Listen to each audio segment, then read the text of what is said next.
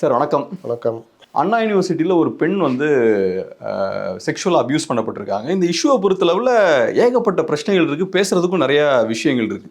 ஒரு முக்கியமான விஷயம் என்னென்னா, காலேஜ் கேம்பஸுக்குள்ளே செக்யூரிட்டி எவ்வளோ மோசமாக இருக்குது, சிசிடிவி கேமராஸ்லாம் சரியாக ஒர்க் ஆகலை, இந்த பிரச்சனை. ரெண்டாவது எஃப்ஐஆர் காப்பி வந்து லீக் ஆகுது. அதுபோக விக்டிம் பிளேமிங்கும் இருக்குது, அந்த பாதிக்கப்பட்ட பெண்ணை பிளேம் பண்ணக்கூடிய விஷயங்கள் இருக்குது. அப்புறம் மீடியாவோட ரோல்லையும் ஏகப்பட்ட பிரச்சனைகள் இருக்குது. ஸோ நிறைய பிரச்சனைகள் பார்த்தோன்னா இந்த இஷ்யூ வழியாக வெளியே வருது. எப்படி பார்க்குறீங்க சார் ஓவரால் அதை? அதாவது பொதுவாக வந்து பாலியல் பலாத்காரம் ப்ளஸ்ஸு 18 வயது கீழே உள்ளவங்களுக்கான வழக்குகள், இது ரெண்டுக்குமே சுப்ரீம் கோர்ட் வந்து ஏகப்பட்ட வழிகாட்டு முறைகள் கொடுத்துருக்காங்க. நீங்கள் எப்படி அணுகணும், அவங்கள அடையாளப்படுத்தக்கூடாது அப்படின்றதுலாம் சுப்ரீம் கோர்ட்டு உறுதியான ஆர்டர் கொடுத்துருக்கு. ஆனால் நம்ம தமிழ் மீடியாக்கள் பார்த்திங்கன்னா பெரும்பாலும் இந்த விவகாரங்களை பற்றி அடிப்படை நாலேஜே இல்லை. அதுலேயும் ஊடகங்கள்னு பார்த்திங்கன்னா காட்சி ஊடகங்கள் இருக்கிற காலத்தில் கூட அன்னைக்கு இருந்த விழிப்புணர்வில் போட்டுக்கிட்டு இருந்தாங்க. அதுக்கப்புறம் ஓரளவுக்கு அச்சு ஊடகங்கள் வந்தோன்னா, லைவ் இது இந்த மெயின் ஸ்ட்ரீம் மீடியாக்கள் வந்தோன்னா அதுலேயும் தவறுகள் நடந்தது. சில பேர் கரெக்ட் பண்ணாங்க, சிலர்லாம் வந்து பக்காவாக பண்ணுறாங்க. ஆனால் திடீர்னு அடுத்தடுத்த இளம் பத்திரிகையாளர் வரும்பொழுது அவங்களுக்கான ட்ரைனிங் கொடுக்குறது, இப்போ யூனிசெஃப் மற்ற இவங்கெல்லாம் வந்து குழந்தைகள் நல ஆர்வலர்லாம் பல விஷயங்கள் சொல்கிறாங்க. அதுக்கான ட்ரைனிங்கை கொடுத்துக்கிட்டே இருக்கணும் நீங்கள் தொடர்ச்சியாக. அதை பண்ணுறது இல்லை. அப்போ என்ன ஆகுதுன்னா, எடிட்டோரியல்லையும் பார்த்தீங்கன்னா முன்னெல்லாம் கொஞ்சம் ஓரளவுக்கு எடிட்டோரியலில் பவர்ஃபுல் ஸ்டாஃபுங்க இருப்பாங்க. அவங்க வந்து இது எல்லாமே தெரியும் அவங்களுக்கு. இப்போ எடிட்டோரியல்லையும் அதை பற்றி இல்லை. இதோடைய விளைவு தான் இது. இன்னொன்று, சமூக ஊடகங்கள். இப்போ யூடியூப் வந்தால் பிறகு கேமரா விஷுவல் எடிட்டர் இருந்தால் போதும் அப்படின்ற மாதிரி என்ன வேணால் பேசலான்னு. அப்போ இந்த விஷயங்கள் என்ன ஆகுதுன்னா, யூடியூப்பில் வர்ற வருமானம் அதோட போட்டி, யூடியூபர்ஸோட போட்டின்றதில் மெயின் ஸ்ட்ரீம் மீடியாக்களும் இறங்கிடுச்சு. அப்போ பரபரப்புக்கு நம்ம என்ன வேணால் போடலான்றதில் சாதாரண யூடியூப் சமூக ஊடகங்களுக்கு ஈக்குவலாக மெயின் ஸ்ட்ரீம் மீடியாக்களுடைய இவங்களும் இறங்க ஆரம்பிச்சிட்டாங்க. அதோடைய விளைவு தான் இந்த எஃப்ஐஆர் லீக் ஆனதெல்லாம். ஃபஸ்ட்டு இந்த விவகாரத்தை எப்படி பார்த்துருக்கணும் அப்படின்னா, ஒரு மாணவி பாதிக்கப்பட்டிருக்கார். அதுக்கு வந்து ரொம்ப கடுமையாக அந்த விஷயத்தை நம்ம பார்க்கணும். ஆனால் இங்கே எங்கே தப்பு நடக்குது? அப்போ ஒரு யூனிவர்சிட்டி கேம்பஸ், அந்த கேம்பஸ்க்குள்ளே எப்படி இந்த மாதிரி ஆளுங்க உள்ளே போவாங்க, எப்படி அவங்களுக்கு பாதுகாப்பு இல்லாத சூழ்நிலை உருவாகுது, அதுதான் பிரதான விஷயமாக மாற்றணும். ரெண்டாவது, அந்த அந்த அந்த கமிட்டிக்கு வந்து இந்த விவகாரத்தை உடனே கையில் எடுத்தாங்களா, அவங்க அந்த மாணவி எப்படி பார்த்தாங்க, எப்படி போலீஸுக்கு புகார் கொடுத்தாங்கன்னா அதுலேயே முரண்பாடு. கமிஷனர் என்ன சொல்கிறாரு, அந்த மாணவி அந்த அண்டர்கால் வந்தது, மாணவி அந்த போஸ்ட்டில் இருக்கிற அந்த ப்ரொஃபஸர் வச்சு எங்களுக்கு கம்ப்ளைண்ட்டு கொடுத்தாங்க, நாங்கள் அதை தான் எடுத்தோன்றாரு. அமைச்சர் என்ன சொல்கிறாரு, டைரெக்ட் அண்டர்கால் தான், எங்களுக்கெல்லாம் தெரியாது, அப்புறமா தான் தெரியுன்றார். இதுலேயே இவர்களுக்குள்ள முரண்பாடு. அப்போ ஒரு பெரிய அரசு துறை, அதில் ஒரு அமைச்சர் எவ்வளோ பெரிய பொறுப்பு, கமிஷனர் எவ்வளோ பெரிய பொறுப்பு. அப்போ இவங்களுக்குள்ளேயே முரண்பாடு. நான் அந்த முரண்பாடு தொடராமல் பார்க்கணும். ஆனால் இவங்க என்ன பண்ணுறாங்க, முரண்பாடு வந்துடுச்சு, ரைட்டு, அது தப்பு கிடையாது, உடனே டக்குன்னு பேசி என்ன இது கரெக்டான ஒரு ஸ்டேட்மெண்ட் கொடுங்கன்னு பண்ணோம். மறுநாளும் அமைச்சர் என்ன பண்ணுறாரு, அதுக்கு மேலும் விளக்கம் கொடுக்குறாரு நேற்று மத்தியானம். அப்போ இந்த ஒரு விவகாரம், இது எல்லாத்தையும் கோர்ட்டு வந்து ரொம்ப கடுமையாக இந்த விவகாரத்தில் அந்த இவர் கைது பண்ண விஷயம், கமிஷனர் பேட்டி, அந்த பேட்டியில் வந்த விவகாரங்கள் எல்லாத்தையும் கோர்ட்டு பார்த்துட்டு சோமோட்டோ எடுக்கிறாங்க. சோமோட்டோ எடுக்கும் பொழுது சோமோட்டோ சிஜே தலைமை நீதிபதியுடைய பர்மிஷன் வாங்கணுன்றதுனால அவங்க அதுலேயே ஒரு என்ன பண்ணுறாங்க, நாங்கள் சோமோட்டோ அனுப்பிச்சிடுறோம், நீங்கள் வேறு யாராவது மனு போட்டிங்கன்னா நான் விசாரிக்க தயார்ன்றப்போ ஏடிஎம்கே வக்கீல் வந்து ஒரு பிஐஎல் போட்டோன்னா அதன் மேலே விசாரணை ஆரம்பிக்குது. நேற்று பார்த்தீங்கன்னா அரசு துறையை ரொம்ப கடுமையாக நீதிமன்றம் வந்து தன்னுடைய கேள்விகளை வச்சுது. ஒன்று, கமிஷனர் எப்படி பேட்டி கொடுக்கலாம், அவருக்கு அந்த ரைட்ஸ் இருக்குதா, யூனிஃபார்ம் சர்வீஸ் பிரகாரம் நீங்கள் கவர்மெண்ட்டை பர்மிஷன் வாங்கி கொடுத்தீங்களா. 2, இந்த விவகாரத்தை நீங்கள் எஃப்ஐஆர் எப்படி லீக் ஆகுது, எப்படி லீக் பண்ண விட்டீங்க, யார் பண்ணது, அந்த இது டீட்டெயில் எனக்கு வேணும், இல்லை மண்டே தர்றோம், முடியாது நாளைக்கே வேணும்ன்ட்டாங்க. இதெல்லாம் நேற்று நடந்தது. 3வது, எஃப்ஐஆரில் அந்த பெண் பாதிக்கப்பட்ட பெண்ணுக்கு அவங்கள அவமானப்படுத்துகிற மாதிரியான விஷயங்கள் இருக்குது, இழிவுபடுத்துகிற மாதிரி விஷயங்கள், இதை எப்படி அனுமதிச்சிங்க, எல்லாத்துக்கும் மேலே இந்த விவகாரத்தை நீங்கள் எப்படி கையாளுறீங்க அப்படின்றதில் அப்புறம் யூனிவர்சிட்டிக்கு கேள்விகள், எத்தனை கேஸ் வந்திருக்கு, நீங்கள் இதெல்லாம் எப்படி கையாண்டுறீங்க, எவ்வளோ பெண்டிங் இருக்குது, நீங்கள் இந்த விஷயத்தில் என்ன நடந்தீங்கன்னு, இப்போ ஏன் பாதுகாப்பற்ற சூழ்நிலை, இது எல்லாமே எடுத்து அந்த அவர் ஜட்ஜி சுப்பிரமணியம் அவரும் சரி, எம்எஸ் சுப்பிரமணியம் சரி, அந்த ஒரு லட்சுமி நாராயணன் 2 பேருமே ரொம்ப கடுமையாக பார்த்தாங்க. இன்றைக்கி அதுக்கான பதிலோடு போகிறாங்க. இன்றைக்கி விவாதங்கள் வரும்பொழுது கடுமையான, இப்போ இவங்க சைட்லேருந்து பதில் சொல்கிறாங்க.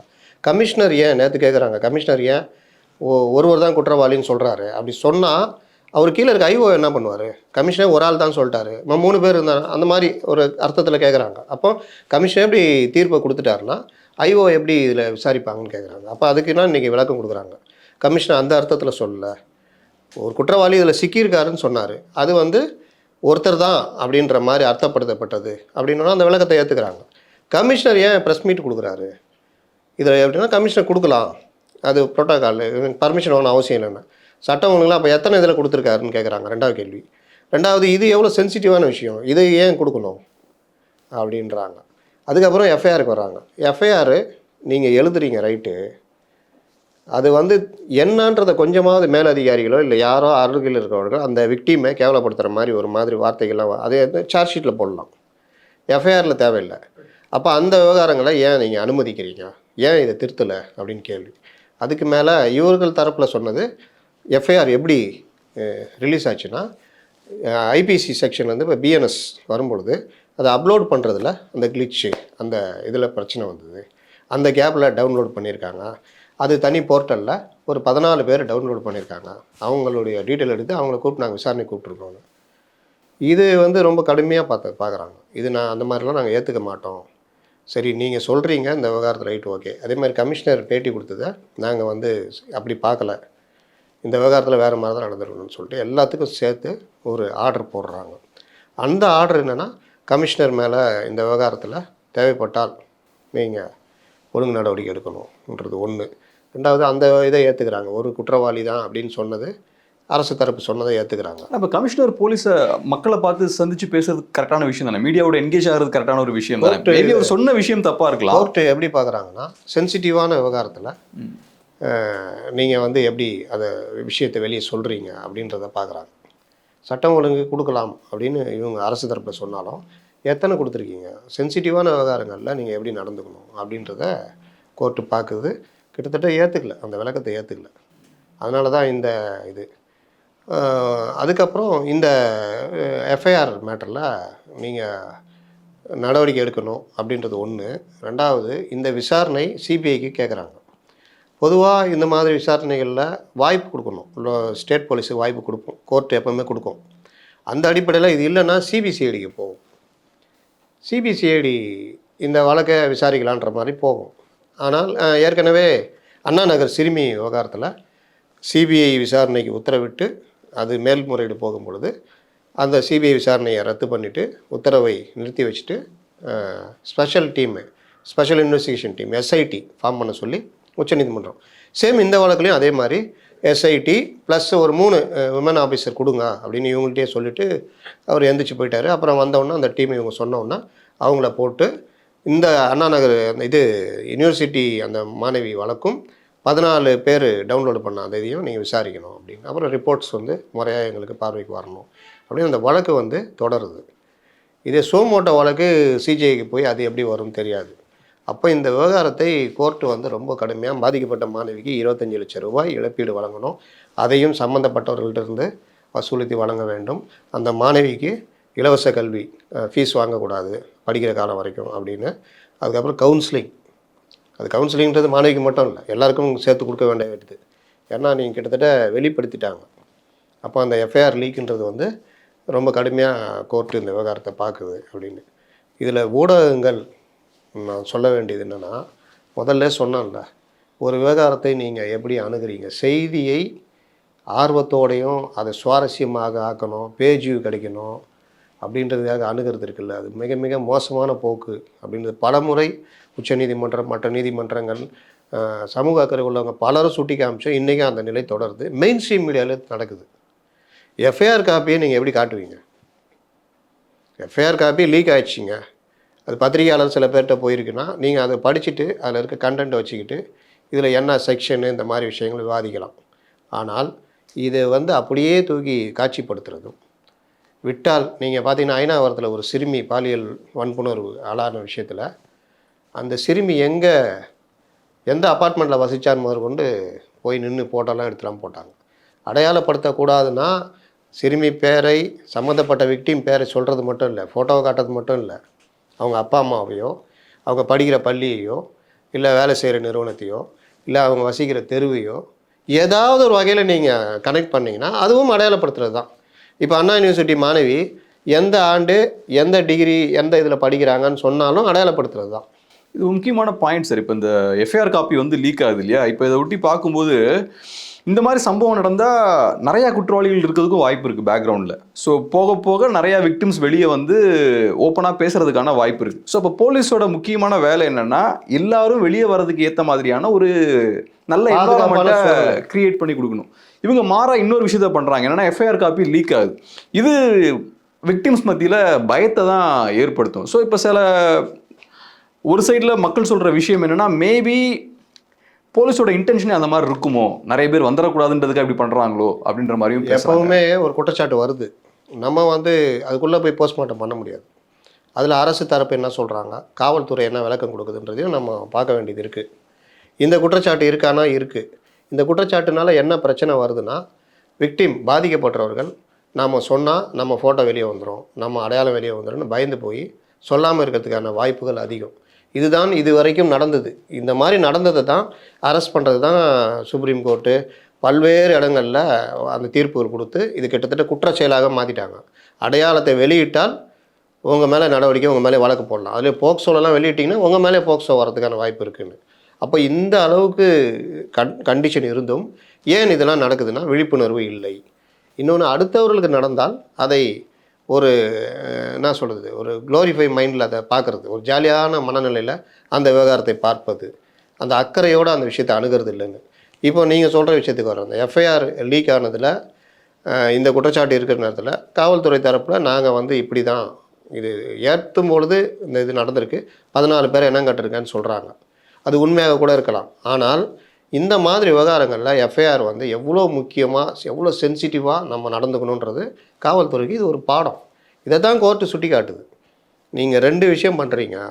ஒன்று, எஃப்ஐஆரில் போடும் பொழுது அதில் இருக்கிற வாசகங்கள் விக்டீமுக்கு உதவுற மாதிரி இருக்கணும். எஃப்ஐஆர்ன்றது பொதுவாக விக்டீம் என்ன சொல்கிறாங்களோ அதை பதிவு பண்ணுறது தான் எஃப்ஐஆர். ஆனால் நீங்கள் அந்த இடத்துல என்ன நடந்தது, இந்த மாதிரி பல விஷயங்கள் வந்து விக்டீமை இழிவுபடுத்துகிற மாதிரி இருக்கிறத எப்படி நீங்கள் போடுவீங்க அப்படின்னு பெரிய கேள்வி வைக்கிறாங்க. ஏன் மற்றவங்க இதை இது பண்ணலன்னு. அப்போ அந்த எஃப்ஐஆர் இது வந்து அது ஒன்று பார்க்குது. லீக் ஆனதை அவங்க ஏற்றுக்கவே இல்லை. என்ன சொன்னால் நாங்கள் பண்ண மாட்டோம், நாங்கள் இதை வந்து எங்களால் ஏற்றுக்க முடியலன்ற லெவல் தான் அவங்களுக்கு ரொம்ப கடுமையாக பார்க்குறாங்க அந்த விஷயத்தை. நீங்கள் இதை தவிர்த்திருக்கலாம், ஏன் இதை செய்யலை அப்படின்னு. கடைசியில் இந்த 14 பேர் மேலே என்ன நடவடிக்கை எடுக்க போகிறீங்கன்னு, மீடியாக்கள் மேலே என்ன நடவடிக்கைன்றது நீங்கள் முடிவு பண்ணிக்கன்றாங்க. ஏன்னா மீடியான்றது பல்வேறு விஷயங்கள் சம்மந்தப்பட்டதுனால நீங்கள் என்ன முடிவு பண்ணிக்கணும். இதுலேருந்து பொதுவாக நம்ம கற்றுக்கொள்ள வேண்டிய பாடம் என்னென்னா, நான் பொதுவாக சொல்ல வேண்டியது, கற்பழிப்பு, கூட்டாக கற்பழிப்பு, அந்த சார் யார், இந்த மாதிரிலாம் உள்ள போகிற ஏற்பாடுலாம், கற்பழிப்புன்ற வார்த்தை வந்து கிட்டத்தட்ட நம்ம யாருமே பயன்படுத்த தகுதி இல்லாத வார்த்தை அப்படின்றத நம்ம நாகரிக சமூகம் பாலியல் வன்புணர்வு, பாலியல் பலாத்காரம், பாலியல் வன்கொடுமை இப்படி தான் நம்ம வார்த்தையில் பயன்படுத்துகிறோம்.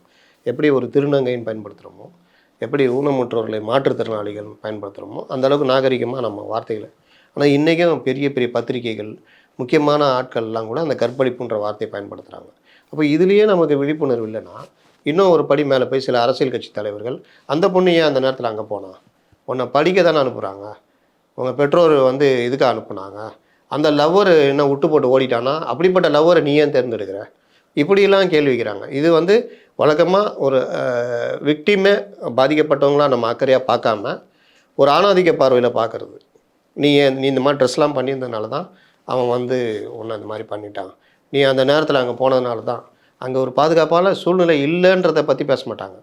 நீ அங்கே போனதுனால தான் அவன் உன்னை பண்ணிட்டான், நீ இப்படிலாம் நடந்துட்டனால தான் அதுன்னு. அப்போ இந்த பார்வையும் இந்த 2 நாளில் நான் பார்க்குறேன். ஒரு முக்கியமான நடிகர், ஒரு அரசியல் கட்சி தலைவர் இந்த மாதிரி கருத்துக்களை பேசுகிறாங்க. சமூக வலைதளத்துலையும் கீழே கமெண்ட்ஸ்லேயும் இந்த மாதிரி விஷயங்கள் வருது. இது எல்லாமே நம்ம மாற்றிக்கணும். பாதிக்கப்பட்டவர்களை பாதிக்கப்பட்டவர்களாக பார்க்கணும், அவர்களை பாதுகாக்கிறது நம்ம கடமை.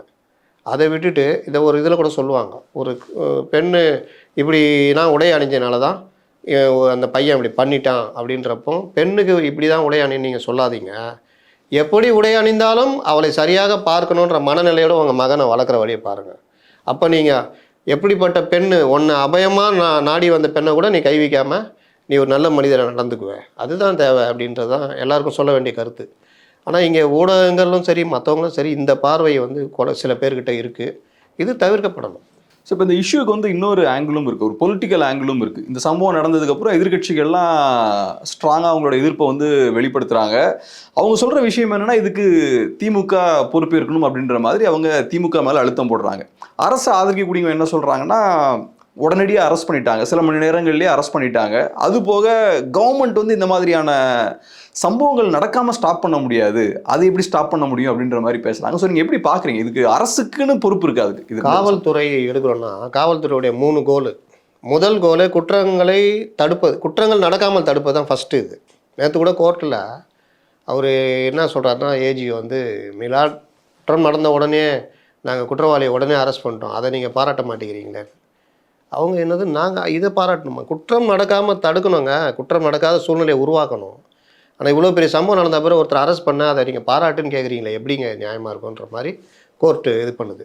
அப்போது கேம்பஸ் இருக்குது, 90 கேமரா இருக்குது, 56 கேமரா வேலை செய்யலைன்னா யார் தவறு? அண்ணாமலை ஒரு இதை சொல்கிறாரு, நிர்பயா நிதின்னு இதுக்கு தான் நாங்கள் மத்திய அரசு கொடுக்குது. உண்மையிலே எல்லா ஸ்டேட்டும் கொடுக்குறாங்க. அதில் நீங்கள் எவ்வளோ செலவு பண்ணுறீங்க? நிர்பயா நிதியை எதற்காக பயன்படுத்துகிறீர்கள் அப்படின்றதெல்லாம் இருக்குல்ல. இப்போ இந்த விவகாரம் இதுதான் அரசை நோக்கி கை நீட்டக்கூடிய விஷயங்கள். குற்றம் வந்து நடக்காமல் இருக்காது, நடந்துக்கிட்டு தான் இருக்கும்னு தான் சில வாதம் வைக்கிறாங்க. நடந்துக்கிட்டு தான் இருக்கும். ஆனால் நடந்தால், இது செய்தால் நமக்கு கடுமையான தண்டனை இருக்குது. நம்ம அரசியல் பின்புலத்தோடு இருந்தாலும் நமக்கு கருணை காட்ட மாட்டாங்க, கடுமையாக தண்டனை கிடைக்கணும் இந்த பயம் இருந்ததுன்னா உங்களுக்கு குற்றங்களுடைய எண்ணிக்கை குறையும், செய்ய மாட்டாங்க. ரெண்டாவது, ஒரு குற்றம் ஏன் நடக்குது அப்படின்னா, சாதாரண மனிதன், ஒரு இயல்பான மனிதன்னா குற்றம் செய்ய யோசிப்பான். அவனுக்குள்ள ஒரு பேலன்ஸ் மைண்டு இருக்கும், ஒரு மனிதத்தன்மை இருக்கும். போதைப் பொருள் ஆச்சுன்னா குற்றத்துடைய அடிப்படை இன்றைக்கி எல்லாருமே இங்கே தமிழ்நாட்டில் வைக்கிற கோரிக்கையுடைய முதல் இதுவே போதை கலாச்சாரம், போதைப் பொருள் பயன்பாடு, அதை ஒட்டி வருகின்ற குடும்ப வன்முறை, மற்ற குற்றச்செயல்கள். அப்போ இதை தடுக்கணும்னா போதைப் பொருள் நடமாட்டத்தை கட் பண்ணணும். நாங்கள் செய்கிறோங்க, நாங்கள் நடவடிக்கை எடுக்கிறோம் அப்படின்னா இந்த நடவடிக்கை போதாது அப்படின்றது தான் எல்லாருடைய குற்றச்சாட்டும். போன கவர்மெண்ட்டில் இருந்தது, பொள்ளாச்சி நடந்தது, ஆமாம் அதையும் கண்டித்தோம். அதுக்காக இதை விட்டுற முடியுமா? இங்கே ரோட்டில் பள்ளம் இருக்குதுங்க அப்படின்னா நீ குஜராத்தை பாரு, ஊபியை பாருன்னா, நான் ஒன்றும் அங்கே வாழலையே, அங்கே நான் வரி கட்டலையே, நான் வாழ்கிற இடத்துல என்ன நடக்குதுன்னு நான் கேட்குறேன். அதுக்கு தான் ஒன்றை தேர்ந்தெடுத்திருக்கேன். நீ குஜராத்தை பாருன்னு சொல்கிறதுக்காக நான் ஒன்றை தேர்ந்தெடுத்திருக்கேன். அப்போது இன்னொன்று, ஒரு சாதாரண இடுப்பை கிள்ளின மேட்டர்லேயே அந்த பெண் போலீஸு புகாரை திரும்ப வாங்குகிற அளவுக்கு ப்ரெஷர்னா, அப்போ ஒரு குற்றவாளியை எப்படி நம்ம பார்க்குறோம், இல்லை ஆளுங்கட்சி எப்படி பார்க்குதுன்றது தான் மேட்ரு. இந்த தன்மை தான் இந்த ஞானசேகரனுக்கு அந்த தைரியத்தை கொடுத்துருக்கு. அவருடைய பின்புலம் எல்லாம் தோண்டி எடுக்கும்போது அதுக்கு இவர் இல்லை, வேற ஒரு ஞானசேகர்லாம் போட்டு அதுலேயும் மாட்டிக்கிட்டு இருக்கிறாங்க. திரும்பி திரும்பி ஃபோட்டோ வருது. நான் சொல்ல வர்றது, இவர்கள் கூட இருந்ததுனாலே இவர்கள் குற்றத்தை ஆதரிக்கிறார்கள் நான் சொல்ல வரல. ஆனால் இந்த அரசியல் பின்புலத்தை வச்சுக்கிட்டு அவன் தைரியமாக குற்றத்தை செய்கிறதுக்கான வாய்ப்பை எந்த காலத்துலையும் கொடுக்கக்கூடாது. சட்டப்படி அவனை கைது பண்ணணும், கைது பண்ணிட்டீங்க, நடந்துச்சு. இதில் அடுத்த கட்டம் என்ன போகணும்? அவர் யார் கூட தொடர்பில் இருந்தார், இந்த மாதிரி வீடியோக்களை எடுக்கிறது, மிரட்டுறது, பாலியல் வன்புணர்வு செய்கிறதெல்லாம் இவர் எத்தனை தடவை இந்த மாதிரிலாம் இதுக்கு முன்னாடிலாம் பண்ணியிருக்காரு, இவருடைய ஐபி அட்ரஸ்ஸு, இவருடைய ஃபோன் டேட்டாஸு, இந்த விவகாரங்களில் எடுத்து இவர் யார் யார் கூடலாம் தொடர்பில் இருந்திருக்காரு, எங்கெங்கெல்லாம் ஷேர் பண்ணியிருக்காரு, சமூக வலைதளத்தில் இந்த மாதிரி இது வெளியிட்டிருக்காரா, ஏன்னா செக்ஷன் 75லாம் போட்டிருக்காங்க. அதெல்லாம் வந்து இந்த போர்னோகிராஃபி அந்த இது தான். ஏன்னா அதை அவர் வீடியோ எடுத்தார்ன்றதெல்லாம் வருது அந்த இதில். அப்போ அந்த மாதிரிலாம் பண்ணியிருக்காரா, இது எல்லாத்தையும் இவருக்கு யார் யார் தொடர்பு இருக்கா? நீங்கள் ஒரு குற்றம் செய்கிறவன் இந்த மாதிரி தைரியமாக தொடர் குற்றவாளி வெறுமனே அவன் மட்டும் இருக்க மாட்டான், அவன் ஒரு 4-5 பேரோட அந்த லிங்கில் இருப்பான். அப்போ அதையெல்லாம் தேர்ந்தெடுத்து பிடிக்கிறதா வேலை. நீங்கள் கோர்ட்லேயும் அதான் சொல்லியிருக்கீங்க, ஒருத்தருக்கு கைது பண்ணியிருக்கோம் தான் சொன்னாரே தவிர ஒருத்தன் தான் கமிஷனர் சொல்லலை அப்படின்னு. அப்போது இவனோட பின்னால் யார் இருக்கா, யார் யாருக்கு ஷேர் பண்ணியிருக்காங்க, இவனோட லிங்க்னா எத்தனை பெண்களை மிரட்டியிருக்கான், இவன் மட்டும் தான் பண்ணியிருக்கானா இல்லை மற்ற யாரோட இருக்காங்களா, இதையெல்லாம் விசாரிக்கிறது. இப்போ எஸ்ஐடி போட்டாங்க. இப்போ அந்த டீம் வந்து கோர்ட்டுக்கும் போய் சொல்ல போகுது, இந்த விஷயங்கள்லாம் விசாரிக்க போகுது. அதனால் குற்றம் செய்தால் அவர்கள் ஆளுங்கட்சியாக இருந்தாலும் யாராக இருந்தாலும் தப்ப முடியாதுன்றத வேலையை பண்ணணும். பொள்ளாச்சி இதுலேயும் இதே தான் நடந்தது. இன்றைக்கி வந்து சிபிஐ விசாரணை, அன்றைக்கும் சிபிஐ விசாரணை உத்தரவிட்டாங்க. ஆனால் எப்போ அப்படின்றதான் கணக்கு. எவ்வளோ பெரிய போராட்டங்கள் நடந்ததுன்னு. இன்னொன்று, அந்த காலத்தில் இந்த நடந்த உடனே எவ்வளோ பெரிய போராட்டங்களில் திமுகவிலையும் மற்றவங்களும் பண்ணாங்க.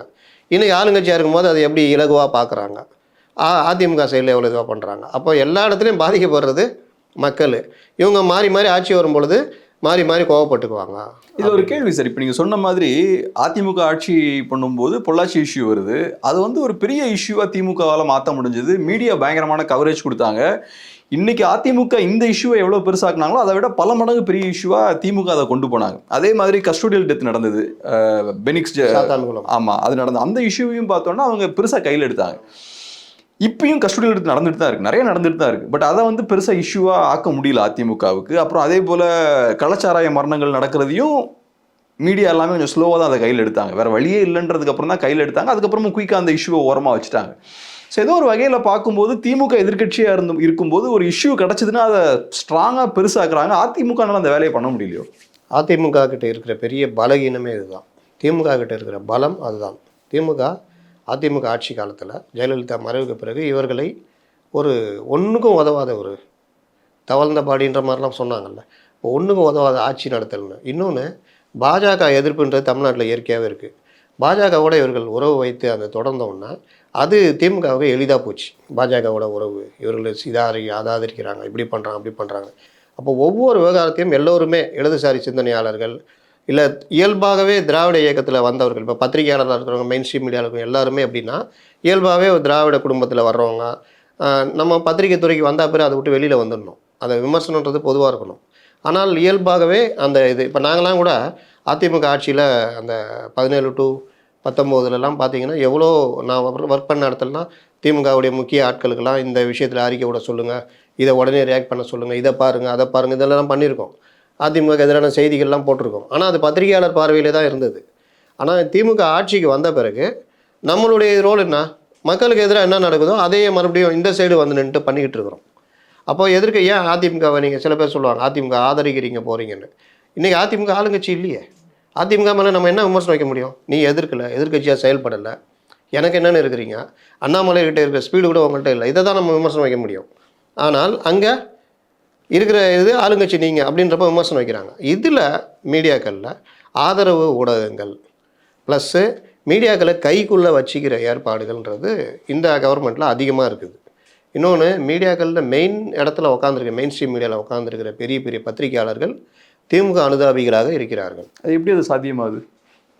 ஆகுது. பத்திரிகையாளர்னு வந்துட்டிங்கன்னா நீங்கள் அதை விட்டு வெளியில் வரணும். சில ஆதாயங்கள், சில இதுக்கு சில பொறுப்புகள்லேயே சில பேரை கொண்டு போய் உட்கார வைக்கிற ஏற்பாடெல்லாம் போகுது. இல்லை, ஏன் அதை கேட்குறேன்னா அதிமுகவால் பண்ண முடியாத அந்த விஷயத்தை எப்படி இவங்களால பண்ண முடியுது? அவ்வளோதாங்க. அவங்களுக்கு அந்த சாமர்த்தியம் இருக்குது, இவங்க அந்த சாமர்த்தியம் இல்லை. ரெண்டாவது, நான் சொன்னேன் இயல்பாகவே திராவிட குடும்பம்னு வரும்பொழுது பெரும்பாலும் திமுக சார்ந்த அந்த மனநிலையோடு இருக்கிறவங்க தான் அதிகமாக உள்ளே வர்றாங்க. அவங்க ஒன்று பெரியாரிஸ்டுகள்னு வராங்க, பெரியாரிஸ்டுகள்னு அடுத்து இதுக்கு வராங்க, ஒன்று அம்பேத்கரிஸ்ட்டுன்னு வராங்க, அடுத்து இப்படி வராங்க. அதிமுக ஒரு வலதுசாரி கட்சி மாதிரி இதாகுது. அப்போ நம்ம இதை பாதுகாக்கணும். இன்னொன்று, சொந்த நலன். இவர்கள் ஏதோ ஒரு வகையில் ஆதாயம் அடைகிறதுனால அது நீங்கள் பார்த்தீங்கன்னா நேற்று என்ன உங்களுக்கு இரட்டை இலை யாருக்கு, இதுதான் விவாத பொருளாக இருக்குது. பலரும் சமூக விமர்சனம் பண்ணுறாங்க. உங்களுக்கு ஏன் அக்கறை இல்லை? உங்களுக்கு பல லட்சம் கொடுத்து உங்களை ஒரு பெரிய சேனலில் ஹெட்டாக உட்கார வச்சு கீழே எல்லாம் போடுறாங்க, நீங்கள் தான் தீர்மானிக்கிறீங்க. ஆனால் உங்களுக்கு என்ன விவாதம் பண்ணணும்னு யாரோ தீர்மானிக்கிறாங்க. பெரிய பெரிய விஷயங்கள் எல்லாத்துலேயுமே மடைமாற்றுகிற வேலை தான் உங்களுக்கு போய்கிட்டு இருக்குது. அப்போ இந்த இதை வந்து கையில் எடுக்கிறதுக்கு, இதை ரொம்ப வேகமாக கொண்டு போகிறதுக்கு உங்ககிட்ட இருக்கிறது ஐடி விங்கு. அதையும் நீங்கள் சரியாக பண்ணுறீங்கன்னு பார்த்தா சரியாக பண்ண மாட்டேங்கிறீங்க. இப்போ தான் ஏதோ கொஞ்சம் தட்டி விட்டு அப்படியே வந்துக்கிட்டு இருக்கிறீங்க. அப்போ அந்த வேகம் பண்ணுறதுன்றது வந்து வேகப்படுத்தணும். ஒரு அண்ணாமலை 1.5 வருஷத்தில் வந்து உங்களை ஓவர்டேக் பண்ணி அவர் தான் வர்றதுன்றது வந்து எப்படி இடம் கொடுக்குறீங்க?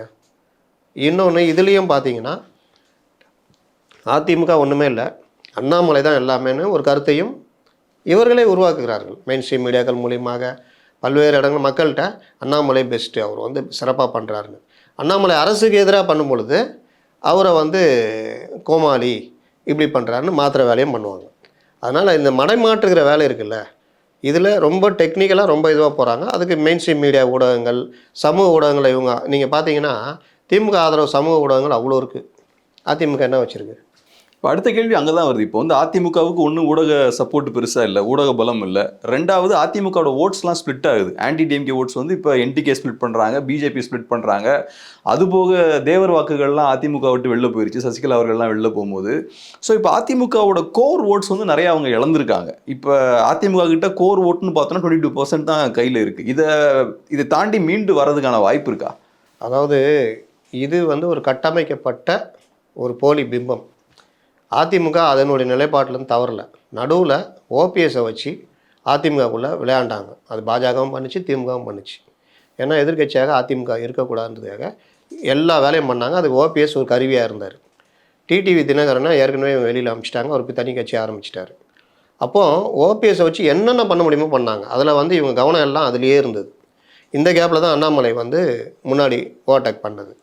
அதெல்லாம் முடித்து ஒரு பொதுக்குழு, ஒரு பைலா, ஒரு அவைத்தலைவர் தேர்ந்தெடுக்கப்பட்டது. அந்த அவைத்தலைவர் தேர்ந்தெடுக்கப்பட்டது செல்லாதுன்னு ஓபிஎஸ் போகும்பொழுது, இல்லை கரெக்டாக தான் பண்ணியிருக்காங்க அப்படின்னு கோர்ட்டு தீர்ப்பு. அப்புறம் அவைத்தலைவரை வைத்து பொதுக்குழு கூட்டினது. பொதுக்குழுவில் 2000க்கும் மேற்பட்ட பொதுக்குழு உறுப்பினர்கள் எடப்பாடி பக்கம் நின்னது. வெறும் 50 பேர் மட்டும்தான் ஓபிஎஸ் பக்கம் நின்றப்போ அவர் தோற்கடிக்கப்பட்டு பொதுச் செயலாளராக தேர்ந்தெடுக்கப்படுறாங்க. அந்த பைலாவை மறுபடியும் தற்காலிக பைலாவை மறுபடியும் மாற்றி ஒரிஜினல் பைலாவுக்கு வந்துடுறாங்க. இப்போது ஓபிஎஸ் என்ன பண்ணுறாரு, நான் தான் பொதுச் செயலாளர், நான் தான் கட்சின்ற மாதிரிலாம் போகிறாரு. சுப்ரீம் கோர்ட்டில் போன அப்புறம் சுப்ரீம் கோர்ட்டு கண்டித்து நீக்கப்பட்டது சரி, நீங்கள் கரை வேஷ்டிலாம் கட்டக்கூடாதுன்ற அளவுக்கு தீர்ப்பு கொடுத்துட்டாங்க. ஆனால் இங்கே நான் சொன்னேன்ல, இந்த மெயின் ஸ்ட்ரீம் மீடியாக்கள், இந்த சமூக ஊடகங்கள் இங்கே எல்லாமே என்ன பண்ணுறாங்கன்னா, அதிமுகவில் பிரச்சனை இருக்குது, சண்டை. இல்லை அதிமுகவில் பிரச்சனை இருக்குன்னு நான் சொல்ல வரல சார். ஆனால் இப்போ அதிமுகவோட ஓட்ஸ் கம்மியாக வரேன் அந்த மேட்டர்லாம் நான் வர்றேன். என்னன்னா அதிமுக பிரச்சனை இருக்குது. செயற்குழு கூட்டமாக 6 அமைச்சர்கள் பெரிய தகராறு பண்ணிக்கிட்டு இருக்காங்க. ஒரு மூத்த செய்தியாளர் சொன்னார், 6 அமைச்சர்கள் எடப்பாடி கூட சண்டைன்னு. அது என்ன ஏதுன்னு கிராஸ் செக் கூட பண்ணாமல் எல்லாரும் அதை தூக்கிட்டு அவ்வளோ இது திமுகவில் இல்லையா பிரச்சனை, காங்கிரஸில் இல்லையா, விசிகாவில் வெடிச்சே வந்தது. அப்போது இதெல்லாம் விட்டாச்சு. இது இன்னொரு ஒரு அரசியல் விமர்சகர் பேசுகிறாரு, எஸ்பி வேலுமணி தலைமையில் 40 எம்எல்ஏக்கள் உடச்சிட்டு வெளியே வர போகிறாங்க, இந்த இதில் நடக்க போகுது அப்படின்னு. நடந்துச்சா? கொஞ்சம் கூட வைக்கப்படல. அவங்க வாட்டில் அவங்க வேலையை பார்த்துட்டு அரசியல் விமர்சனம் சுற்றிட்டு இருக்காங்க. ஆனால் இங்கே ஏதாவது நடந்ததா? ஏன் இவங்க இங்கே நடக்காதுன்னா, இவர்கள் ஃபஸ்ட்டு எடப்பாடி தலைமையை ஏற்றுக்கிட்டு இருக்கிறாங்க. ரெண்டாவது இவர்கள் 26 ஒரு கோலாக இருக்குது. அதுக்குள்ளே நம்ம சண்டை போட்டுக்கிட்டா நம்ம ஒன்றும் இல்லாமல் போயிடுவோம்னு அவங்களுக்கு தெரியுது. அப்போ அதனால் அந்த கட்சி ஸ்ட்ராங்காக தான் இருக்கும். அதுதான் இயற்கை, இருந்து தான் ஆகணும். ஏன்னா 2026 ஜெயிப்போன்ற நம்பிக்கையில் ஓடிக்கிட்டு இருக்குது. இப்போ நீங்கள் கேட்குற அந்த பர்சன்டேஜுக்கு வரேன். 2019 20 சில்லற பர்சன்டேஜ் தான் என்டிஏவே. 50 சில்லற பர்சன்டேஜுக்கு மேலே மக்கள் இவங்க சமூக நீதி கூட்டணி இவங்களது. அதே இது 2021 வரும்பொழுது 44-39, வெறும் 5% தான் வித்தியாசம்.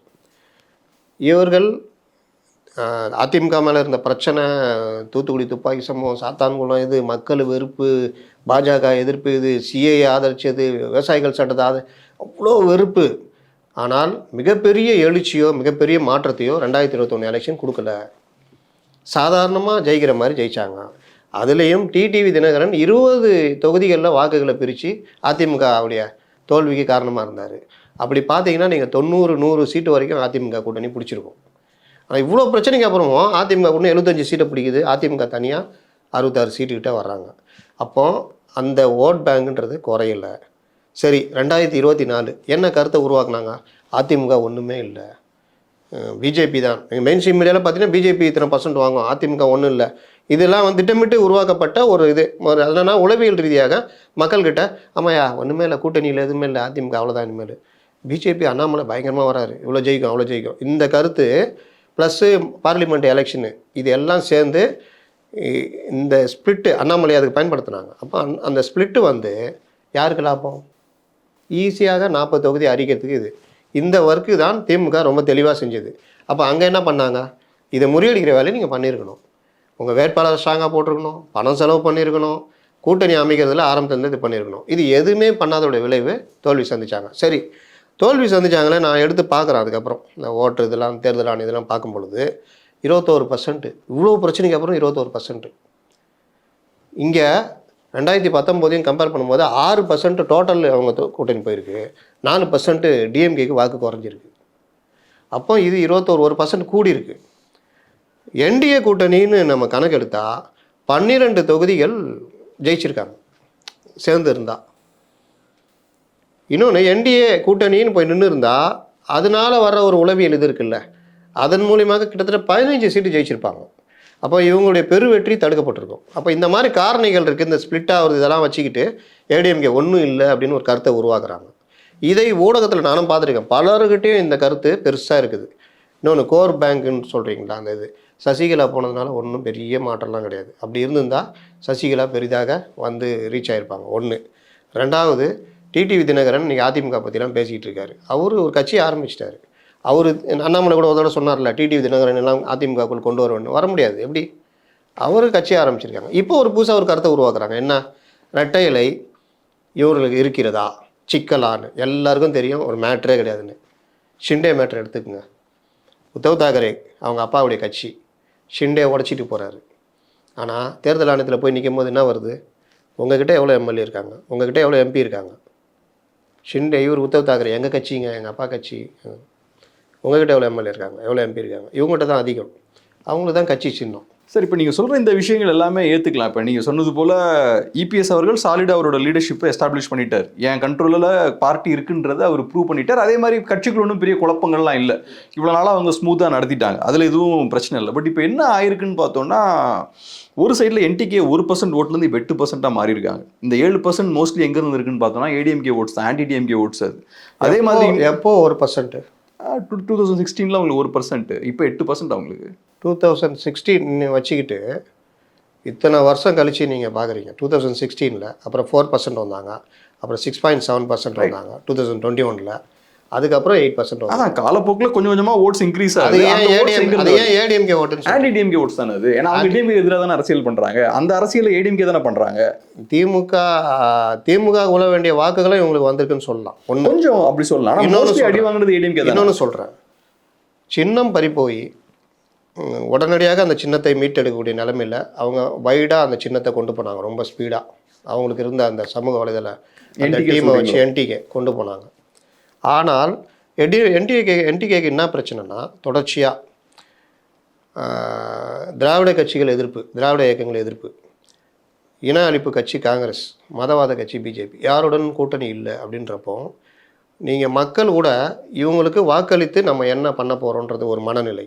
ரெண்டாவது, இவர்களே கூட்டணி இல்லைன்றப்போ இன்றைக்கி தமிழ்நாடு சூழ்நிலை, இனி வருங்காலம் யாராக இருந்தாலும், திமுக இருந்தாலும் அதிமுக இருந்தாலும் யாராக இருந்தாலும் ஆட்சியை பிடிக்கணும்னா கூட்டணி இல்லாமல் முடியாது. அதில் தீர்மானிக்கிற சக்தியாக 8% மிகப்பெரியது.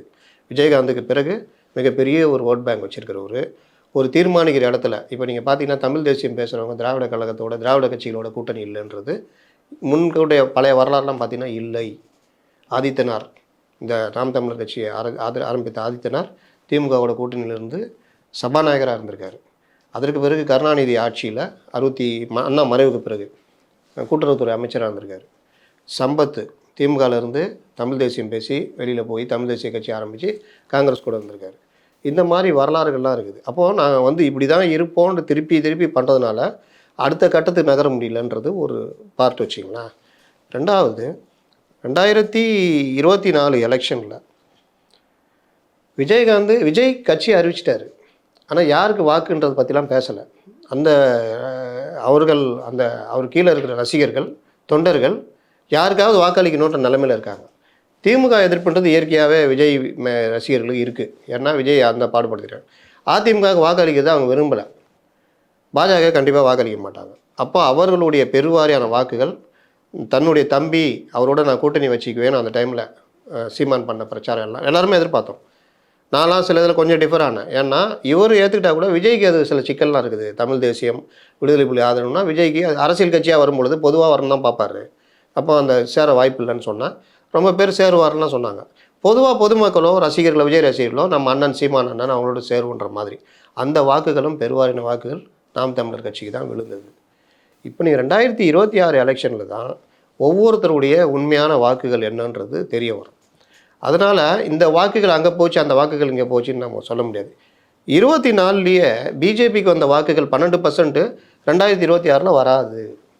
ஏன் சொல்கிறேன்னா, நான் சொன்னேன்ல, அதிமுக ஒன்றுமில்லை என்ற ஒரு பிம்பத்தை உருவாக்குனது, அண்ணாமலை சிறப்பாக செயல்படுறாருன்னு ஒரு பிம்பத்தை உருவாக்குனது, மோடியா இங்கே இந்தியா கூட்டணியா அப்படின்றப்போ அந்த மோடின்ற ஒரு இது இருக்குதுல்ல, ஒரு மதிதர மக்கள் மற்றவங்க அந்த இந்த எல்லாம் சேர்ந்த வாக்கு ஏடிஎம்கே வேணாப்பா, இருந்தாலும் ஏடிஎம்கே வராதான் அப்படின்ற ஒரு உளவியல் ரீதியான ஒரு கருத்தை உருவாக்கணும். இது எல்லாம் சேர்ந்து தான் 12%, பாமக சேர்த்து 18%. இப்போ இதே நாளைக்கு அண்ணாமலை சட்டசபை தேர்தல் வரும்பொழுது சட்டசபை 2 கட்சி தான் பார்ப்பாங்க, அதிமுகவா திமுகவா. இல்லாட்டி விஜய் ஒரு பெரிய கூட்டணி வைக்கிறாரு, இந்த திமுக கூட்டணிலாம் இழுத்து ஒரு கூட்டணி வைக்கிறாரு அப்படின்னா 3 கட்சியும் பார்ப்பாங்க, திமுக அதிமுக விஜயுடைய கூட்டணின்னு. இந்த மாதிரி தான் இருக்குமே தவிர மற்றபடி ஒரு பெரிய மாற்றத்தை பாஜகவே உண்டு பண்ணாது. 6% வாங்கினா பெரிய விஷயம்.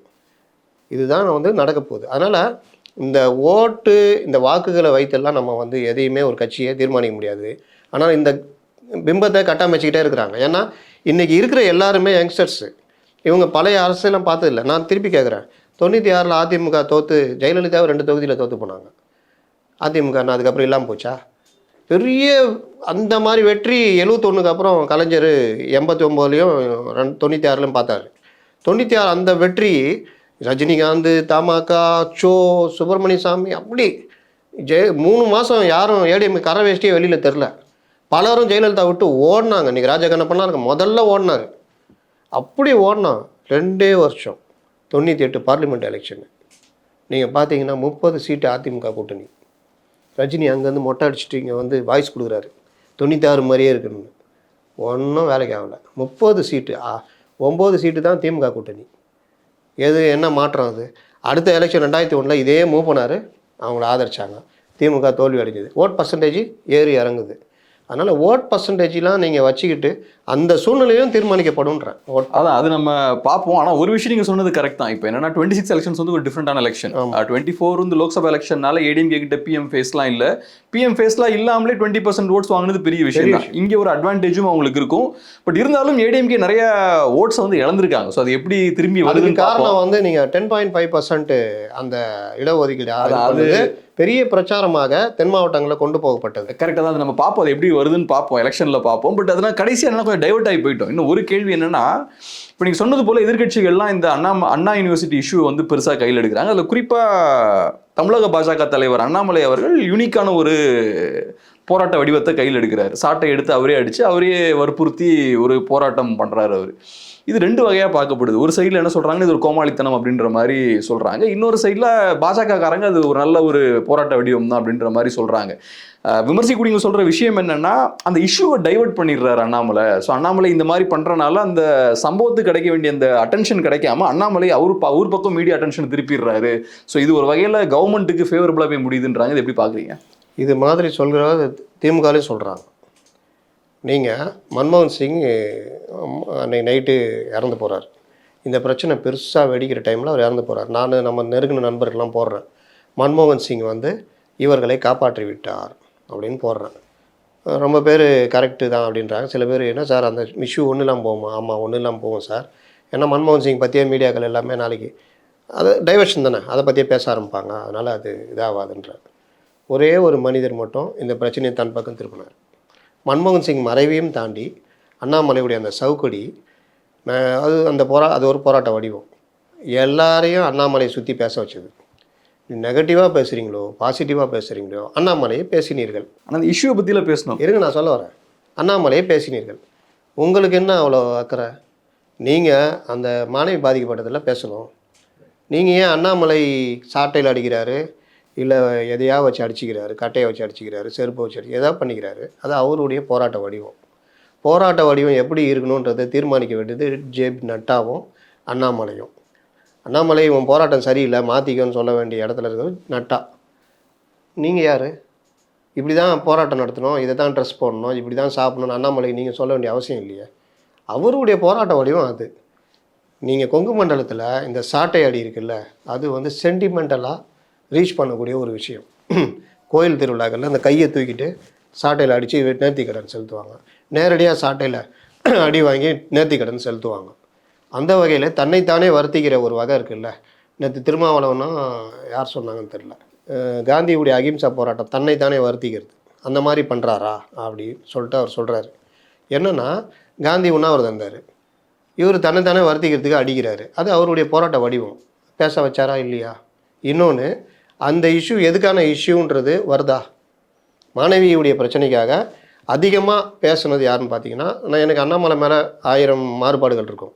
இந்த பிரச்சனை வந்தவுடனே முதல்ல பேசுனது அண்ணாமலை. எஃப்ஐஆரை ஏன் தப்பாக போட்டிருக்கீங்க, அந்த மாதிரி அவமானப்படுத்துறீங்க, எஃப்ஐஆர் எப்படி வெளியாச்சுன்னு பேசுனது அண்ணாமலை. அந்த நபர் எந்தெந்த அரசியல்வாதிகள் கூடலாம் இருக்கிறாரு அப்படின்னு ஃபோட்டோவை வெளியிட்டது அண்ணாமலை. மற்றவங்க கூட வச்சுட்டு தயங்கிட்டுலாம் இருந்தாங்க, வெளியிட்டது அண்ணாமலை. தொடர்ந்து அதுக்கு விஷயத்தை லைம் லைட்லேயே வச்சிருக்கிறது அண்ணாமலை. நான் இப்படி திருப்பிட்டு வரேன். நான் இது திரும்ப நான் கேட்குறேன். திருமாவளவன் எப்போ அறிக்கை விட்டார்? மறுநாள் அறிக்கை விடுறார். இந்த விவகாரம் எல்லாம் வெடிச்சு பலரும் பலதரம் பேசின பிறகு மறுநாள் அறிக்கை விடுறாரு. கூட்டணி கட்சிகள் எல்லாமே ரொம்ப டவுன் ப்ளே தான் பண்ணுறாங்க. அப்போ உங்களுக்கு முத்தரசன் சொல்கிறாரு, வெயில் காலம் மே மாதத்தில் முத்தி போனால் தான் இந்த பேட்டி பண்ணுவாங்கன்னு. ஆக சிறந்த தலைவர்கள், இடதுசாரி கருத்து உள்ளவர்கள். ஆனால் உங்களுக்கு ஏன் அவர் போராட்டம் எப்படி நடந்தால் உங்களுக்கு என்ன? இதே அன்புமணி ராமதாஸ் கேட்கும்பொழுது இதை பற்றி நான் என்னங்க சொல்ல வேண்டியது இருக்குது, அது அவர் போராட்டம் நடத்துகிறாரு. அது என்னன்னு சொல்கிறேன், அந்த போராட்ட வடிவம் குறித்து என்னன்னு நான் சொல்கிறேன். இப்போ என்னென்னா, நீங்கள் ஃபஸ்ட் டைம் மீடியாவை பற்றி பேசுனீங்க. ஒரு இஷ்யூ இருக்குன்னா மீடியா வந்து அந்த இஷ்யூவை டைவர்ட் பண்ணுறாங்க. ஃபார் எக்ஸாம்பிள், ஒரு பெரிய இஷ்யூ நடந்துட்டு இருக்கும்போது அதிமுகவுக்கு சின்னம் கிடைக்குமா, இல்லைன்னா அதிமுக உடையுமா உடையாதான்ற டைவர்ஷன் நிறைய நடக்குது அப்படின்ற ஒரு விஷயம் சொன்னீங்க. ஸோ கவர்மெண்ட்டுக்கு ஃபேவரபுளாக இஷ்யூவை டைவர்ட் பண்ணிடுறாங்கன்னு. இப்போவும் ஒரு பெரிய இஷ்யூ நடந்திருக்கு. இது கவர்மெண்ட்டுக்கு பெரிய ப்ரெஷர் போடக்கூடிய ஒரு இஷ்யூ, இது ப்ரெஷர் தரக்கூடிய ஒரு இஷ்யூ. இப்படி ஒரு இஷ்யூ நடந்துட்டு இருக்கும்போது இந்த மாதிரியான ஒரு ப்ரொட்டஸ்ட் பண்ணும்போது இது இப்போ மீடியா ஃபுல்லாக பார்த்தீங்கன்னா பண்ணுறாரு. மீடியா ஃபுல்லாக இப்போ பார்த்தீங்கன்னா வசதியை அதை கையில் எடுக்கிறாங்க, பொலிட்டிக்கலாக அதை கொண்டு போகிறாங்க, ப்ரொட்டஸ்ட் டைவர்ஷன் நடக்குதுன்றது. அது எனக்கு புரியுது சார். பட் இந்த வடிவத்துக்கு தான் கவரேஜ் நிறைய கிடைக்கும். அதுதான் இவங்க தான் டைவர்ட் பண்ணுறாங்க. என்னன்னா ப்ரொட்டஸ்ட் எதுக்கு பண்ணுறாரு, அவர் யாரை ப்ளேம் பண்ணுறாரு? கவர்மெண்ட்டை ப்ளேம் பண்ணுறாரு, அதிகாரிகளை ப்ளேம் பண்ணுறாரு, காவல்துறையை ப்ளேம் பண்ணுறாரு, எஃப்ஐஆரை ப்ளேம் பண்ணுறாரு, குற்றவாளியை ப்ளேம் பண்ணுறாரு. இப்போ டிபேட் என்னவா மாறுதுன்னா, அண்ணாமலை யார் மாத்திரான்றதா இங்கே மேட்ரு. அதான் அது ஏன் வாய்ப்பு கொடுக்குறீங்கன்னு நான் கேட்குறேன். நீங்கள் ஏன் அதை பற்றி பேசுறீங்க? ஏன் நீங்கள் வாய்ப்பு கொடுக்குறீங்க? பேசுகிறவன் பேசதான் செய்வாங்க, வாய்ப்பு கொடுக்குறீங்க. நான் கேட்குறேன், ரோட்டில் தண்ணி தேங்கியிருக்கு, குளம் மாதிரி இருக்குது, நாற்று நடு போராட்டம் நடத்துகிறாங்க கம்யூனிஸ்ட்டுகள். நீங்கள் ஏன் நாற்று நடு போராட்டம் நடத்துறீங்கன்னு கேட்டால் அது ஒரு வகையான வடிவம், போராட்ட வடிவம். அதை அண்ணாமலை பண்ணுறாரு. ஆனால் இந்த விஷயத்தை பேச வேண்டிய பலரும் அதை பற்றி பேசாமல் அண்ணாமலை பற்றி பேசுறது தான் டைவர்ஷன். முத்தரசன் என்ன பண்ணணும்? இந்த மாதிரி நடந்திருக்குது, இது தமிழக அரசு கெட்ட பேர், நான் கூட்டணி கட்சியில் இருக்காங்க கெட்ட பேர், முதல்வர் கெட்ட பேர், இது மாதிரி பண்ணுறாங்களே, காவல்துறை என்ன பண்ணுறது பண்ணு, நீங்கள் அதிகாரி நோக்கி திரும்பி ஏன் நீங்கள் பேச முடியல? கே பாலகிருஷ்ணன் இன்றைக்கி பேசுகிறாரு, பல பிரச்சனை, சாம்சங் போராட்டத்துக்கு அப்புறம் மாறிட்டார், எஸ்எஃப்ஐ போய் அங்கே போராட்டம் நடத்துகிறாங்க. இதுக்கு முன்னாடி என்ன பண்ணுவாங்க? கம்முன்னு இருப்பாங்க. காங்கிரஸ் கட்சி, கம்யூனிஸ்டுகள், காங்கிரஸ், விசிகே எல்லாரும் குவைட்டா தான் இருக்காங்க, குவைட்டா இருக்காங்க, களத்துல வந்து போராடணும் இந்த இஷ்யூ. அப்போ குவைட்டா இருக்கும் போது ஒரு ஆள் சாட்டை அடிச்சு எல்லாரும் கவனத்தையும் தம்பக்கம் திருப்பிட்டு முடிச்ச உடனே பேட்டி கொடுக்கும் பொழுது கவர்மெண்ட்டை ப்ளேம் பண்ணி பேட்டி கொடுக்கறது வந்து போராட்ட வடிவமா? நீ ஏன் சாட்டை அடிக்கிற, நீ ஏன் வேஷ்டி கட்டிக்கிற, நீ ஏன் பச்சை துண்டு கட்டிக்கிற, நீ சாட்டை அடிக்கும் போது வெற்றிவேல் வீரவேல் நீ ஏன் சொல்கிறேன்னுலாம் கேட்டா என்ன நியாயம்? நீங்கள் தான் பண்ணுங்க. நான் சொல்ல வரேன். இப்போ எனக்கு அதுலலாம் ஒரு மாற்று கருத்தும் இல்லை. இப்போ கூட்டணி கட்சிகள் இஷ்யூவை கையில் எடுக்கலன்றது பெரிய ஒரு குற்றம் அது நம்ம ஏற்றுக்கிறோம். ஆனால் சில பேர் கையில் எடுத்து இந்த இஷ்யூ எடுத்து நல்லா. நீங்கள் இந்த இடத்துல இன்னொன்று கவனிக்கணும். இதே பிரச்சனை நடக்கும்போது எடப்பாடி பழனிசாமி என்ன பண்ணுறாரு? அவங்க ஒரு போராட்டம் அறிவிச்சுட்டு பேட்டி கொடுத்து பண்ணுறாங்க. நீங்கள் எல்லாம் தோழமை கட்சிகள் என்ன பண்ணுறீங்க? இதுதான் என்னுடைய கேள்வி. அப்போ யாரோ ஒரு ஆள் ஏதோ ஒரு வடிவம், அது அவருக்கு கூட ஒரு பாசிட்டிவாக இருக்கட்டும், அண்ணாமலை மேலே அந்த விமர்சனம் உண்டு. நான் முதலே சொன்னேன், இன்றைக்கும் பிஜேபி வந்து நாளைக்கு அண்ணாமலையை மாற்றிட்டு தமிழிசை சவுந்தரராஜனும் ராஜா யாராவது போட்டு தேர்தலை சந்திக்க சொன்னால் டம்முன்னு உக்காந்துக்கும். இது நான் பல பேட்டியில் சொல்லியிருக்கேன். ஏன்னா அண்ணாமலை பாஜகவை கொண்டு போய் பல இடங்களில் சேர்த்ததுக்கான பெருமை 1.5 வருஷத்தில் அவருக்கு உண்டு. அதுலலாம் மாற்று. அதே நேரத்தில் தனக்கான இதையும் மாற்றிக்கிறதுலேயும் அண்ணாமலை கில்லாடி. அப்போ இந்த வேலையை மற்ற யாரும் பண்ணவில்லை. சேம் இதே தான் இந்த போராட்டத்துலேயும் அண்ணாமலை. நீங்கள் அண்ணாமலை பேட்டி ஃபுல்லாகவே பாருங்கள். எந்த இடத்துலையாவது அரசுக்கு ஆதரவாகவோ வேறு ஏதோ இருக்கா? அரசை மற்ற இல்லை கம்பேர் பண்ணி மற்றவங்க பேசுகிறோம், அண்ணாமலை பேசுனா தான் கோர்ட்டு பேசுது. நீ எப்படி எஃப்ஐஆரில் அந்த பெண்ணை இழிவுபடுத்தி போடுவீங்கன்னு அந்த எஃப்ஐஆர் உள்ள வார்த்தைகளை பற்றி அண்ணாமலை, ஏன்னா ஒரு அதிகாரி தெரியும் எஃப்ஐஆர் எப்படின்னு. சேம் அதே தான் நீதிபதிகள் கேட்குறாங்க. அப்போ இதெல்லாம் கேட்கல அண்ணாமலை, எதை பற்றியே வாய் திறக்கல, நான் போய் சவுக்கால் அடித்து கொண்டு கம்மு நிற்பேன்னு சொன்னால் நீங்கள் சொல்கிறதெல்லாம் நான் ஏற்றுக்கிறேன். இல்லை அதெல்லாம் யாரும் மாட்டுக்கிறது சொல்ல. அதே மாதிரி நீங்கள் சொல்கிறது போல் அண்ணாமலை அவர்களுக்கு போராட்ட வடிவத்தை சூஸ் பண்ணுறதுக்கு எல்லா உரிமையும் இருக்கு. பட் ஒரே விஷயம் என்னன்னா, இது ஒரு வாய்ப்பு அமைது. ஒரு எக்ஸாம்பிள் நான் சொல்கிறேன். இது எப்படின்னா இந்த மாதிரி சம்பவம் பல தடவை நடந்திருக்கு, ஆனால் இதான் முதல் முறைன்ற மாதிரி ஒரு எக்ஸாம்பிள் நான் சொல்கிறேன். இப்போ சோஷியல் மீடியாவில் பார்த்தோம்னா திமுக ஆதரவு ட்விட்டர் ஹேண்டில்ஸ்லாம் இருக்காங்க இல்லையா, இதை ஒரு இஷ்யூவாக ட்ரோல் மெட்டீரியலாக யூஸ் பண்ணுறாங்க. ஒரு இஷ்யூ இவ்வளோ பெருசாக நடந்திருக்கு, ஆனால் அதுலேருந்து அவங்க டைவர்ட் பண்ணி இங்கே கொண்டு போகிறாங்க. கள்ளக்குறிச்சி இஷ்யூ நடந்தப்ப சீமானா டார்கெட் பண்ணாங்க. நல்லா ஒன்று புரிஞ்சுக்கிங்க. நீங்கள் உங்களுடைய போராட்டத்தை நடத்த விரும்புகிறீங்களா, இல்லை அவங்க என்ன சொல்கிறான்னு பார்க்க விரும்புகிறீங்களான்றது தான் இங்கே மேட்ரு. சீமானும் சரி அண்ணாமலையும் சரி யாராக இருந்தாலும் சரி அவர்கள் பாதையில் போகிறாங்க. நீ என்ன வேணால் விமர்சனம் பண்ணிக்கோ, நான் வாட்டில் என் வேலையில் பார்க்குறேன்னு. அதுதான் எடுப்படும் மக்கள்கிட்ட. நீங்கள் என்ன பண்ணாலும் அவங்க பாராட்டுவாங்க. நீங்கள் ஆதரவாக பேசினா பாராட்டுவாங்க. ஆதரவாக எப்படி பேச முடியும் எதிர்கட்சி? இன்னொன்று இஷ்யூ வேறு. அப்போ அவருடைய நிலைப்பாடு அவர் பேசுகிறார், பேட்டி கொடுக்குறாரு, ட்விட்டரில் போடுறாரு, எல்லாம் பண்ணிவிட்டு போராட்ட வடிவத்தை அறிவிக்கிறாரு. அது அவர் இஷ்டம்ன்றான். என்ன செய்யணுன்றது அவர் இஷ்டம். அதை நான் விமர்சிக்கலை. ஏன்னா ஒரு போராட்ட வடிவம் எப்படி இருக்கணும், நீங்கள் அந்த இதுக்கு பார்த்தீங்கன்னா பெட்ரோல் விலை உயருதுன்னா ஒரு காரை தூக்கி மாட்டு வண்டியில் ஏற்றிட்டு வருவாங்க. நீ ஏன் காரை போய் இது பண்ண, நீ என்ன அப்படி பண்ணலாம், நீ இப்படி பண்ணியிருக்கலாமேனா நீ பண்ணு, அவ்வளோதான். நீ சாட்டையில் அடிக்கிறது தப்பு, அவர் வந்து டைவர்ட் பண்ணுறாரு, அப்போ நீங்கள் வேறு ஏதாவது பண்ணுங்க, கட்டையால் அடிச்சிங்க.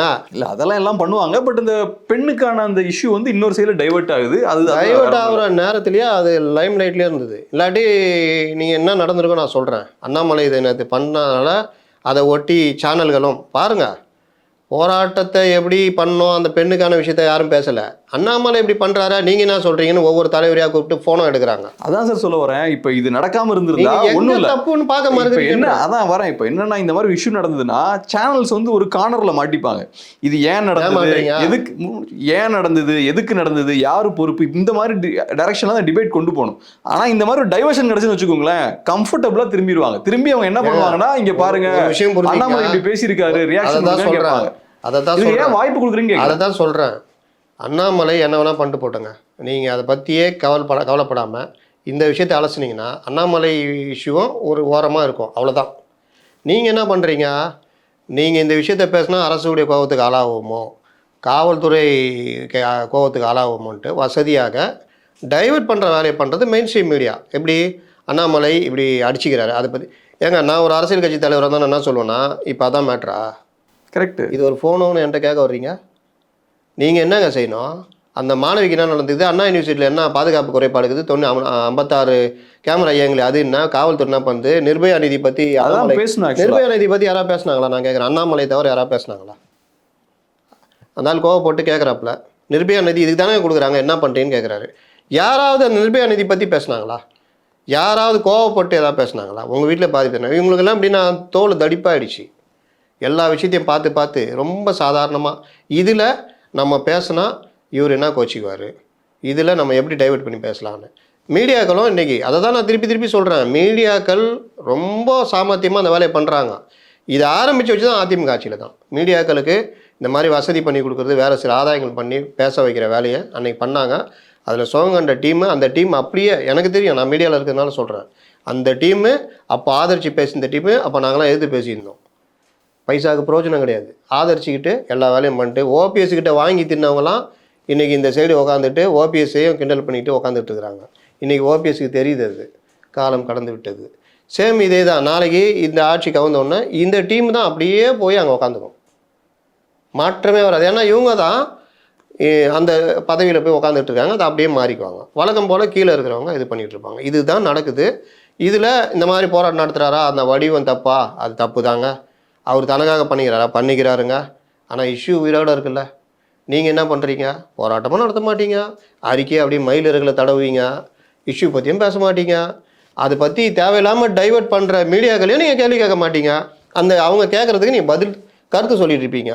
பைத்தியன்றாரு அவர். கிட்டத்தட்ட முத்தரசு என்ன சொல்கிறாரு, மே மாதத்தில் தான் அந்த மாதிரி வரணும்னு அர்த்தம். பைத்தியங்க தான் வேலை. ஒரு கட்சி தலைவன் தான் வீட்டு வாசலில் ஏதோ ஒரு போராட்ட வடிவம் பண்ணி ஒருத்தரை கவர்ந்து அந்த இஷ்யூவை லைம் லைட்டில் வச்சுக்கிறாரு. அதனால் அவர் சில ஆதாயம், எல்லா ஆதாயம் இல்லாமல் யாருங்க வேலை செய்வா பண்ணுறாருன்னா அதை எப்படி நீங்கள் பைத்தியம்னு எப்படி சொல்லலாம்? நீங்கள் யார், நீங்கள் அடுத்தவங்களுடைய போராட்டத்தை விமர்சிக்கன்னு கேட்குறேன். அது அவங்களுடைய வடிவம். நீங்கள் நாற்று நடும் போராட்டம் நடத்தும் போது கேட்டாங்க, இல்லை ஒன்றுமே பண்ணாமல் அண்ணாமலை கிரிட்டிசைஸ் பண்ணுறது பெரிய தவறு தான். இப்போ கூட்டணி கட்சிகள் ஒன்றுமே பண்ணாமல் அண்ணாமலை கிரிட்டிசைஸ் பண்ணுறதுக்கு உங்களுக்கு எந்த உரிமையும் கிடையாது. அதெல்லாம் அஃப்கோர்ஸ் ஏற்றுக்கலாம். பட் எனக்கு என்னென்னா, அதான் நீங்கள் சொன்ன மாதிரி நான் எப்படி பார்த்தேன்னா, அண்ணாமலை மேலே மாறுபட்ட கருத்துலாம் இருக்குது. நான் பொதுவாக இடதுசாரி கருத்து என்ன உள்ள ஆள். ஆனால் நான் இஷ்யூ பேஸில் தான் நான் இயங்குவேன். இந்த விவகாரத்தில் அண்ணாமலை ஒரு கட்சி தலைவராக அவர் என்ன வேணால் நடத்தலாங்க. மாடி மேலே ஏறி குதிப்பேன்னு கூட போராட்டம் அறிவிக்கலாம். ஒன்றே நான் ஏன்பா குதிச்சா போய் சேர்ந்துருவீங்க, இதே சட்டவிரோதம், அந்த வேலையை பண்ணாதீங்கன்னு சொல்லலாம். மற்றபடி போராட்ட வடிவத்தை நீங்கள் எப்படி குறை சொல்ல முடியும்? அதனால் அப்படி தான் போய்கிட்டு இருக்குது இன்றைக்கி. இங்கே நீங்கள் கேட்ட ஒரு முக்கியமான கேள்வி, சமூக ஊடகங்கள் அதிகமாக இவங்க வச்சுருக்கணும் அதிமுக. அவங்க அதுக்கான முயற்சியை எடுக்க மாட்டேங்கிறாங்க. அப்போ நீங்கள் எப்படி ஃபைட் பண்ணுறதுக்கு அவங்க, அப்போ உலக நாடுகள் பார்த்தீங்கன்னா அமெரிக்கா ஒரு வேலையை பண்ணுவான், பாகிஸ்தானை கொஞ்சம் தூண்டி விட்டு 4 ஆயுதம் கொடுப்பான். உடனே இந்தியா அப்படியே பதறி போய் எனக்கு இவ்வளோ செலவு போய் வாங்குவாங்க. உடனே அங்கே 2 வார்ஃப்ளைட் புதுசாக கண்டுபிடிச்சி கொடுப்பான். உடனே இவங்க அடுத்து கண்டுபிடிக்கிறது எனக்கு கொடுங்க வாங்குவாங்க. இந்த பேலன்ஸை பண்ணிகிட்டே வருவான். நீங்கள் அரசியலாக தானுங்க, நீ 10 சமூக ஊடகங்களை துட்டு கொடுத்து எதாவது பண்ணி வச்சுருக்கேன்னா நீ ஒரு அட்லீஸ்ட் ஒரு 8ஆவது வச்சுருக்கணும், அட்லீஸ்ட் 5ஆவது வச்சுருக்கணும். 0 வச்சுருந்தேன்னா அடிக்க தான் செய்வாங்க. அவ்வளோதான். ரொம்ப நன்றி சொல்லுங்கள். பிஸியான டைமில் ஒரு அருமையான பேட்டி கொடுக்க ரொம்ப நன்றி.